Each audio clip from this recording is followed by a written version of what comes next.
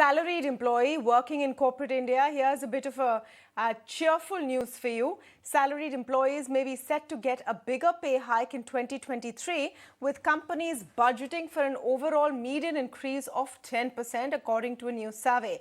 Now, this translates to an average salary increase of 9.8% in 2023, as against the actual 9.5% increase paid out in 2022. The survey reveals that concerns over tighter labor markets and inflation have influenced the higher projected salary budgets across the board. Essentially, most of the companies they surveyed said that they are putting in place a process to pay more next year. Sectors such as financial services, banking and technology, media and gaming sectors are expected to see the highest salary increases. What's more, a whopping 58% of Indian employers have budgeted for higher salary increases this year compared to last year, and only 5.4% have really reduced their budgets. That's 5.4%. Now, to go into more detail of what really is fueling this optimism, I'm joined now by Rajul Mathur, consulting leader, India Work and Rewards, WTW. That's the agency who's put together that survey. Mr. Mathur, thank you so much for speaking with us on the India Development Debate. Can you explain to us first how these findings are exceptional in context of what's happening in the rest of APAC, and in the current scenario where we're talking about maybe lower growth in 2023, the global economy is looking a little bleak, but you're saying that salaries will increase by 10%. Yeah, thank you so much. Yes, so what we did was we actually collected a lot of information from around 600 organizations, and the survey is an outcome of that. So this is called the WTW Salary Budget Survey, which we do twice every year.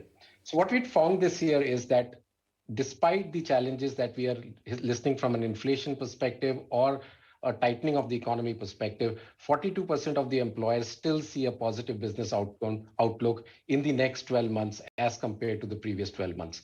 Now, this is a fairly positive figure because if I add the 50% who expect it to stay the same, 90% of the organizations expect the business will remain either similar or will improve in the next 12 months.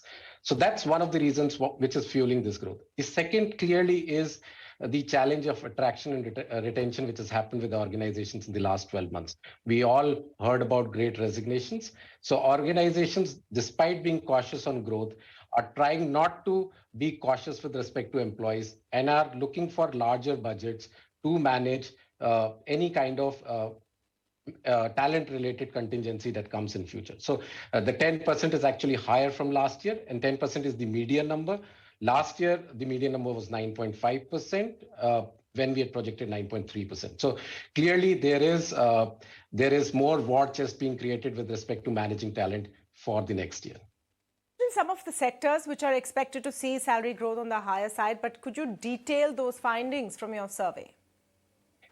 Sure. So the sectors that we are seeing will see the maximum growth as compared to others are banking, financial services, we have the technology sector, the media sector, the gaming sector.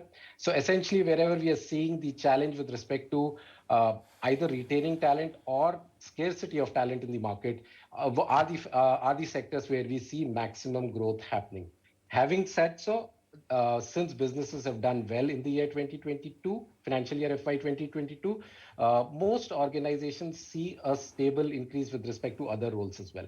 So clearly, some outlier functions, if I may say so, which are typically around the technology-oriented functions, but financial services, banking, services sector are seeing a bigger growth. So give us a sense at what levels are these higher salaries likely to come in, or is there a more secular sort of an outlook? Is this at junior positions, executive positions, or overall you're seeing a budgeting for more salaries? So right now, what we saw in 2022 was very interesting. Typically, we would see the highest increases happening at the lowest level because the base level is lower. But if you look at the total fund perspective, the allocation of fund, that would typically remain, higher in proportion for the senior management as compared to mid-management and the junior management. Last year, what we saw was the distribution of increments and variable pay across different different employee segments, each had a growth. And this is what we expect to continue in 2023 as well. Okay. In terms of other work trends, there is a big debate right now on, Mr. Mathur, and I'm not sure if this has come up in this particular survey of yours, but just to get a sense on a lot of employees and quality talent insisting on easier, more flexible work timings, or a work from home kind of a situation, you know, the hangover of pandemic and work from home. Meanwhile, a lot of companies are putting their foot down. So where does the situation stand in this tussle? So, though, yes, this is not covered in this survey, but earlier we had released a work and reward survey.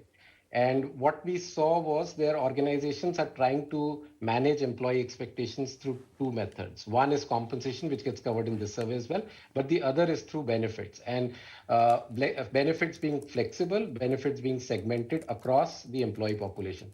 So that is another way in which organizations are managing the talent market that they are representing. Yes, from home and flexible working are, I think, some are trends which are here to stay for a long period of time. Organizations, basis their value proposition, are investing more on how much flexibility that they are ready to offer. So for some, it is a value proposition where there is 100% flexibility. For some, given the nature of the businesses that they are in, the flexibility quotient is a little lesser. But the option is typically available with most employers these days.